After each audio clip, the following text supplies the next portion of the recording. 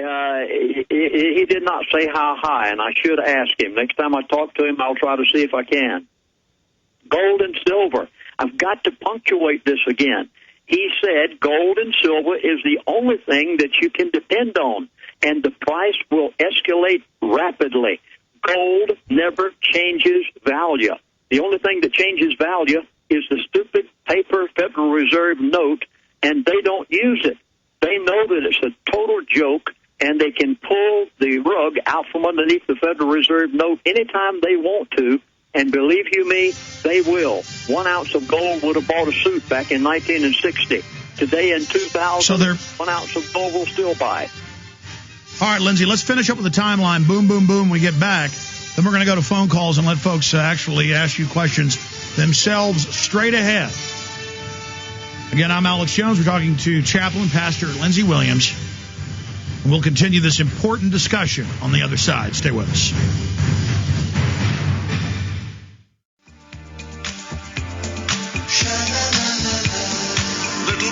All right, Lindsey Williams, 18 months ago or longer, he comes on and says it's going to go from 150 to below 50 for at least a year. People laughed at him. But I know he has these sources. I know he's been accurate in the past. Here he is with even more information. Lindsey, before we finish up with the timeline and go to calls, and I want to hurry here because I do want to get to calls. We appreciate you coming on this. We may even do another part next week if you can do it. Could he be planting disinfo on you, giving you good info a year and a half ago, now to give you bad info? Could he be mistaken, and could the establishment know he's leaking info and have made him a honeypot with bad info for you now? How do you respond to that? At 85 years of age, facing the graveyard, nearly died last winter. Would you want to lie to a chaplain who is probably the only man of his kind that you ever met? In 35 years' time, these people, and there's more than one involved in this. I cross-reference, by the way. You said early in the program, I know who these people are. Well, you and Dr. Stan Monteith do, because one of them, Dr. Stan Monteith, contacted one time. And I cross-reference. I'll call one, talk with him. I'll call another one, talk with him. For 35 years, he has never lied to me yet. And I've never made a wrong prediction based on what he said in 35 years. When he said, well, I mean, when did you write your Energy Non-Crisis? That was 20-something years ago, wasn't it?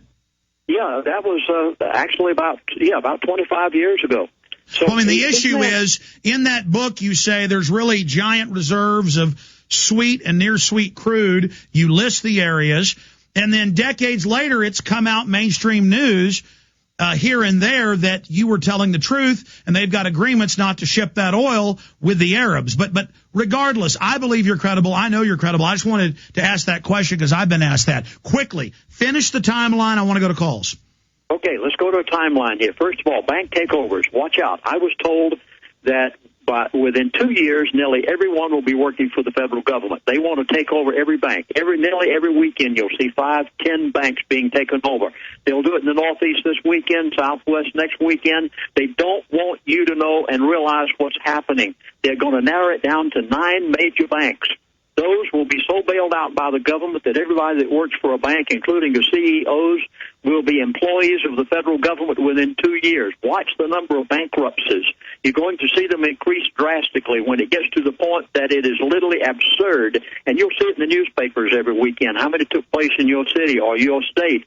Watch it, because toward the end, you will see this get to a point where you'll recognize where their timeline is. Access to safety deposit boxes. Oh, folks, please, if you buy that gold, don't put it in your safety deposit box. You've got to hear what I have to say about that and what he did later. Wait a minute. He said they're going to raid the safety deposit boxes.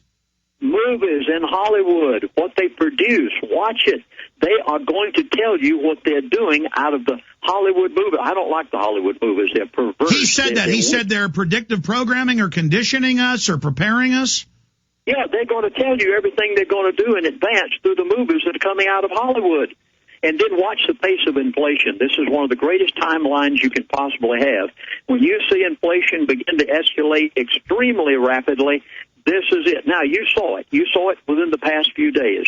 The standard currency of the world is crude oil. You'll remember I've used that expression many times over the past few years. Within 2 years, he said, There are going to be some major things in relation to this. OPEC just a few days ago said, oil-producing countries of the world, we are not going to use the American dollar anymore. It is not the reserve currency of the world any longer. And whenever you listen, all original wealth comes out of the ground. Oil comes out of the ground. Gold comes out of the ground. Food. They know where original wealth is. And when you begin to see other currencies used beside the American dollar, which they're already doing it, and it will totally destroy the value of the American dollar. It is on the way out. Within 2 years, he said it will be dead. We have a $9 trillion national debt.